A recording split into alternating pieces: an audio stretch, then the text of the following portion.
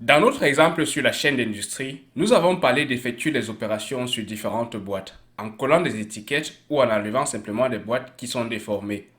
Nous avons introduit l'expression pipe, qui est utilisée sur un observable pour permettre les différentes transformations dont nous avons besoin. Nous avons utilisé dans ce cas map et filter, par exemple, pour pouvoir filtrer et transformer les boîtes existantes. Ceci introduit pour nous l'expression opérateur avec RxJS. C'est quoi un opérateur? C'est juste une fonction qui est utilisée pour manipuler des éléments d'une séquence d'observables.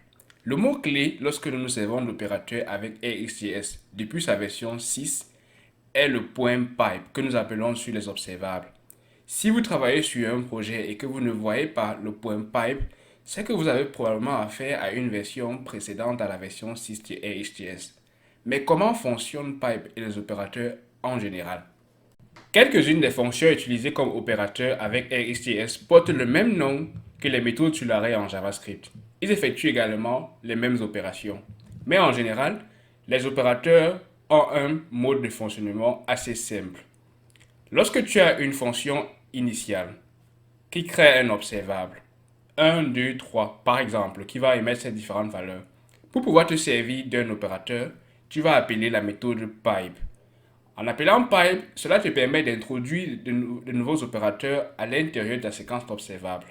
Chaque élément dans ta séquence d'observables va passer à travers chaque opérateur que tu vas inscrire à travers la méthode pipe.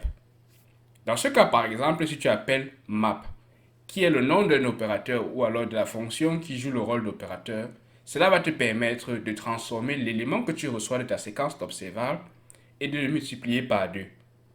Ensuite, dans le pipe, tu peux ajouter un second opérateur qui va utiliser comme résultat le résultat de la transformation qui a été effectuée à l'intérieur de map. Dans ce cas, je choisis un autre opérateur tap par exemple. Tap va te permettre de récupérer l'élément qui a été transformé depuis map et de l'afficher en console avec simplement console.log. Ensuite, on va introduire un autre opérateur en dessous que j'appelle take dans ce cas.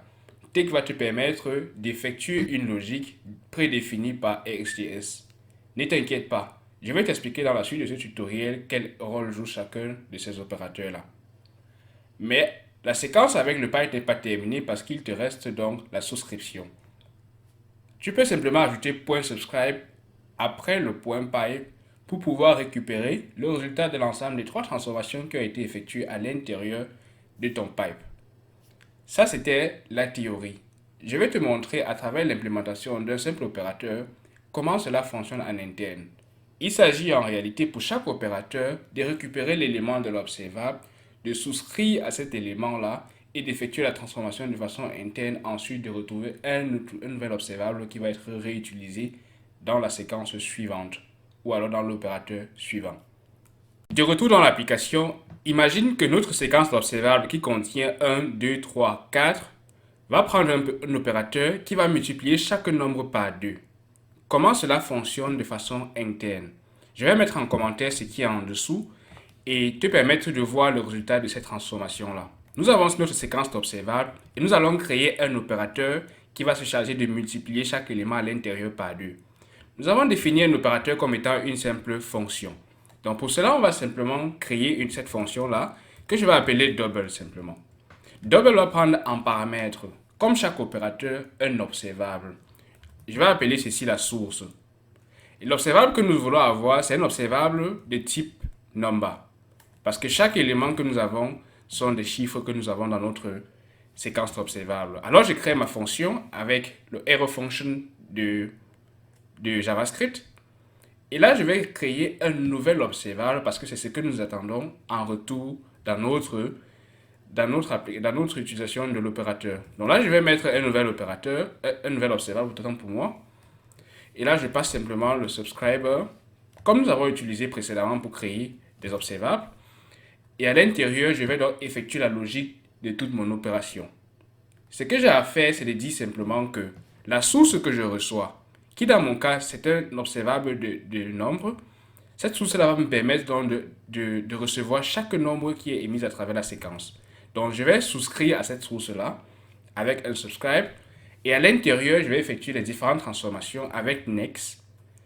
Next va me permettre de recevoir chaque valeur qui arrive depuis ma séquence observable. Avec chaque valeur que je reçois, ce que je vais faire, c'est donc d'appeler mon subscriber et de dire que s'il te plaît, est-ce que tu peux m'envoyer une nouvelle valeur qui est le double de la valeur que j'ai reçue? Pour effectuer le double, je vais appeler 2 et je vais multiplier par la valeur que je reçois depuis next. Ainsi, je viens d'effectuer une opération en interne dans une fonction que je vais utiliser plus tard comme opérateur. Bien sûr, nous avons des cas d'erreur qui peuvent surgir. C'est pourquoi un opérateur en interne va nous permettre de gérer automatiquement les erreurs. Donc, cela va appeler également l'erreur de notre observable et d'appeler notre subscriber pour dire s'il y a une erreur, alors renvoie cette erreur-là que nous avons reçue. Naturellement, chaque opérateur va également appeler complete parce que l'opération qu'il effectue n'est qu'une opération provisoire qui va être réutilisée plus tard. Alors dans ce cas, nous avons également à l'intérieur appelé complete depuis notre subscriber. Là, nous venons de créer un opérateur tout simple. On peut l'utiliser, mais avant, il faut se rappeler que notre opérateur doit être utilisé depuis la méthode pipe. Donc pour cela, je vais venir dans mon observable que j'ai créé ici. Je vais le mettre plus bas parce que c'est une constante que nous avons créée et nous ne pouvons pas l'utiliser avant sa définition. Maintenant, ce que j'ai à faire simplement, c'est d'appeler un point pipe sur ma séquence observable. Là, je vais appeler point pipe et comme dit, nous appelons simplement double que nous venons de créer. Je vais sauvegarder tout ceci et on va regarder le résultat dans notre console. Là, vous voyez que dans ma console, je reçois 2, 4, 6 et 8 qui sont en fait le double de chacun des éléments qui est arrivé dans la séquence observable. Vous voyez qu'en réalité, un opérateur RxJS n'est rien d'autre qu'une fonction qui émet en interne un nouvel observable. Mais souvenez-vous qu'un observable, ça peut créer des fuites de mémoire. C'est pourquoi lorsqu'on construit un opérateur, on doit s'assurer qu'il y a également un onSubscribe qui a été appelé. C'est pourquoi je vais créer une constante que je vais appeler subscriptions ici, qui va sauvegarder simplement mon subscribe que je viens d'effectuer sur la source d'observable que nous recevons. Ensuite, je vais appeler un return à l'intérieur pour pouvoir m'en servir et me désabonner de la source de souscription qui a été créée. Donc, je vais appeler simplement un return il va simplement se charger d'appeler ma subscriptions.unsubscribe à l'intérieur. Ainsi, je suis sûr que mon opérateur est une zone stable pour pouvoir être réutilisé. Chaque opérateur que vous utiliserez avec RxJS fait déjà ça pour vous en interne. Mais vous vous souvenez également que je vous ai dit que le pipe, c'est une zone où on peut appliquer plusieurs opérateurs.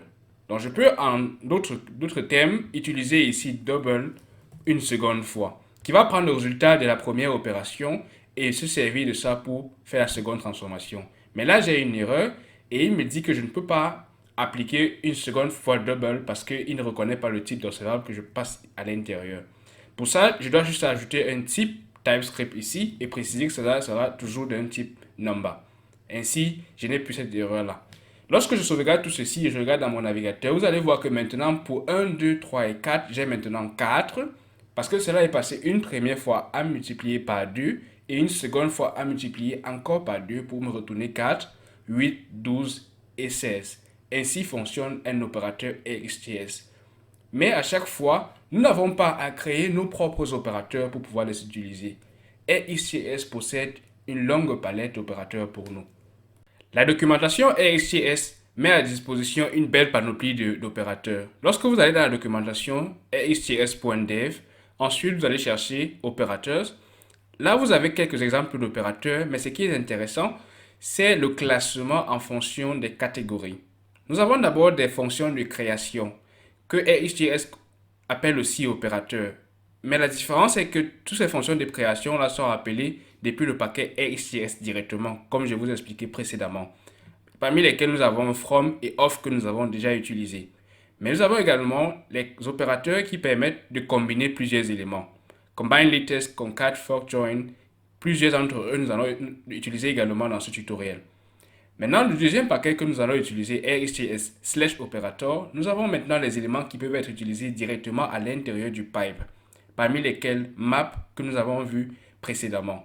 Chacun de ces opérateurs-là, vous pourrez les consulter à l'intérieur directement de la documentation, mais quelques-uns vont être appliqués dans ce tutoriel-ci.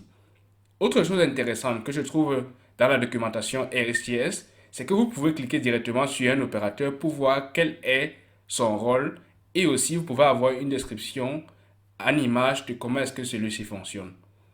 Pour savoir quel opérateur choisir à quel moment, servez-vous de Operator Decision Tree, qui est un élément construit par AECS nous permettant de nous décider quel est l'opérateur que nous allons utiliser en fonction du contexte. Prenons un exemple. J'ai un observable existant. J'aimerais changer chaque valeur qui est émise à travers la séquence d'observables. Alors, je me dis que chaque valeur doit être recalculée à travers une formule. Alors, dans ce cas, je vais me servir de map comme nous avons vu précédemment.